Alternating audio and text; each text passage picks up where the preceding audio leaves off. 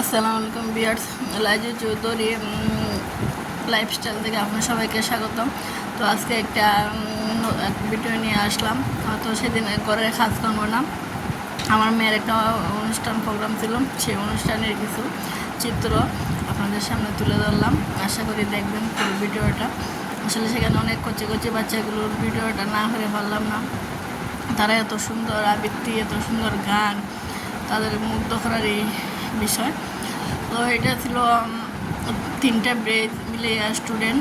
তো আমার মেয়ে পড়ছে 74 ব্রেজন। ওদের প্রোগ্রামটা পরে হবে, নতুন স্টুডেন্ট, ওরা 1 বছর ক্লাস করার পর ওদের অডিশন অনুষ্ঠান হইতেছে, সনদ বিতরণ হইব, যারা ফার্স্ট সেকেন্ড থার্ড তাদের পুরস্কার দেওয়া হইব। পুরো ভাইয়েরা আমরা একটা মারই পারি একটা বাচ্চার ভবিষ্যৎ উজ্জ্বল করতে, তা না হলে আমার কখনো একটা বাচ্চা উজ্জ্বল ভবিষ্যৎ পাবে না। এখানে যারাই আসছে সবাই শিক্ষক শিক্ষিকা টিচারের বাচ্চারে। তো একটা মাই পারে তার বাচ্চাকে সব দিকে সুশিক্ষিত হতে। আছে যারা এইখানে তার বাচ্চাগুলোকে নিয়ে আসতে পারছে, একমাত্র তাদের মা বাবারই অবদান। আর না হলে তো একটা বাচ্চা এত দূর আসতে পারে না। তারা জেলা পর্যায়ে অনেক কৃতি অর্জন করছে, সামনে আরও অনেক কৃতি অর্জন করছে। স্টুডেন্টগুলো আসলে অনেক মেধাবী আর অনেক সুন্দর লাগছে। তাদের প্রতিটি আবৃত্তি, প্রতিটি গান, প্রতিটি কথা অনেক সুন্দর। ছোটো বাচ্চারা যত সুন্দর কবিতা বলতে পারে, আসলে এই অনুষ্ঠান না গেলে বুঝতে পারলাম না। তো দোয়া হবেন সামনের বছর যেন আমার মেয়েও তাদের মতন একটা সাফল্য অর্জন করতে পারে, সেই আশায় নিয়ে মেয়েকে ভর্তি করছি। ও একটু বাংলাতে দুর্বল, সে বাংলা কম বুঝে, যার কারণে একটু ভয় করতেছে সে কি পারবে ওদের মতন। টিচাররা বলছে যে দেখা যাক। অনেক বাচ্চারা তো কথাই বলতে পারতো না, তারা তো অনেক সুন্দর করে পারফরমেন্স করছে। তো সাউথ হয়তো পারবে, সাউথ এর চেয়ে সুন্দর পারার সম্ভাবনা আছে। দোয়া হবে যাতে সে পারে আর উজ্জ্বল ভবিষ্যৎ তার কামনা করি। আজকে হয়তো মেয়ের জন্য অনেক জায়গায় অনেক পারফরমেন্স করতে পারবো আর অনেক দূরে যেতে পারবো। সেই অনুষ্ঠান হয়তো আমার যাওয়ার সৌভাগ্য হতো না যদি আমার মেয়ে এখানে ভর্তি না করতাম। মেয়ের সুবাতেই যাওয়া মেয়েকে নিয়ে। তো ভাবছিলাম যে যাবো না, আবার শরীরে তেমন একটা ভালো না, হাতের সমস্যা তো জানেন নেই। তো মেয়ের ইচ্ছা দিকে এখন ভাবলাম যে একটা অনুষ্ঠানে অংশগ্রহণ করুক, তার একটা আগ্রহ জাগবে, সে বুঝতে পারবে যে প্রতিযোগিতামূলক জিনিসটা কি। এখানে সবাই ব্রিলিয়েন্ট স্টুডেন্ট যেহেতু আছে, তারা একটু শিখা হইল, একটা অক্ষর শিখতে পারলো আসলে লাভ।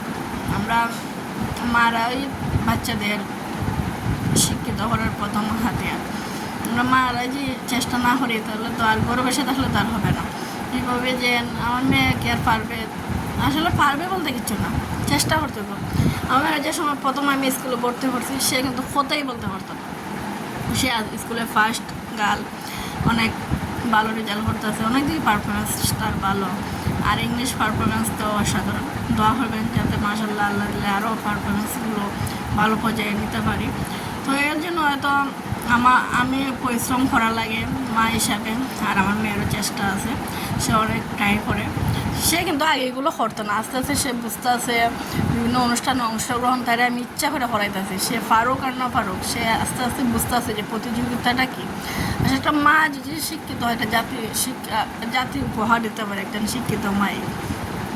তো তার চেষ্টায় আছি যাতে আমার মেয়েকে আমি উচ্চ শিক্ষিত করতে পারি আর ওদের খাতারে আবার দাঁড় করাতে পারি সামনে আছে।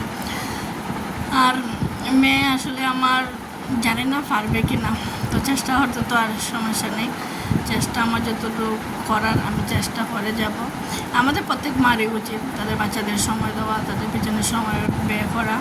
অনেকে হয়তো জব করে, কিন্তু এখানে কিন্তু সবাই মায়েরা জব করে, তারপর তাদের বাচ্চাদেরকে সময় দেয়। তাদের ইচ্ছা শক্তি আছে, ইচ্ছা শক্তি না থাকলে কোনো দিন কোনো মা পারবে না তার বাচ্চাকে সময় দিতে। বলে সংসার আছে, আমার আরও 2টা বাচ্চা আছে, আমার চাকরির জব আছে, আমি এই বেসরকারি কোম্পানিতে জব করে মেয়েকে কীভাবে সময় দেবো, ছেলেকে কীভাবে সময় দেবো, সময় কিন্তু বের করে নিতে হবে।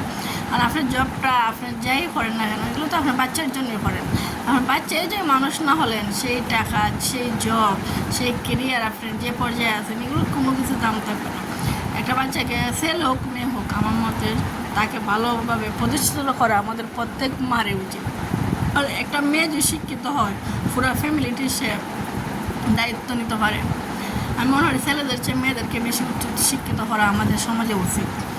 আমরা আমাদের মেয়েরা নারী জাত, তাদের একটা মায়া মমতা আছে। দেখবেন সব জায়গাতে মেয়েরা কিন্তু সব দিকে এগিয়ে আছে। আর আমাদের তো অনেক বছরই প্রধানমন্ত্রী ছিল মহিলা, তো আমরা সমাজে মেয়েরা কেন অবহেলিত জানি না।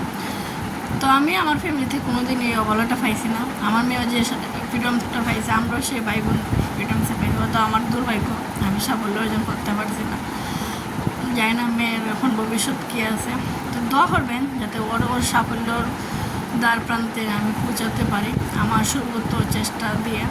তো আমি আসলে তেমন মেয়েকে প্রথম সময় দিছিলাম না, ভাবছিলাম ও পারবে না, কিন্তু ওর পিছনে আসার সময় ব্যয় হওয়াটা আমার উচিত, তাহলে অনেক দূর এগিয়ে নেওয়াটা ওরকে সম্ভব। মারা ছাড়া কখনো একটা বাচ্চা প্রতিষ্ঠিত করা কখনোই সম্ভব না। বাবা তো বাইরে থাকবে, বাবারা তো বাবার কাজই করবে, কিন্তু মারা তো মাদের কাজ করতে হয়। এখানে কিন্তু সবাই শিক্ষিকা, তারপরে দেখুন তাদের বাচ্চাদের নিয়ে আসছে। তো ভালো থাকুন বিয়ার সবাই, আসসালামু আলাইকুম।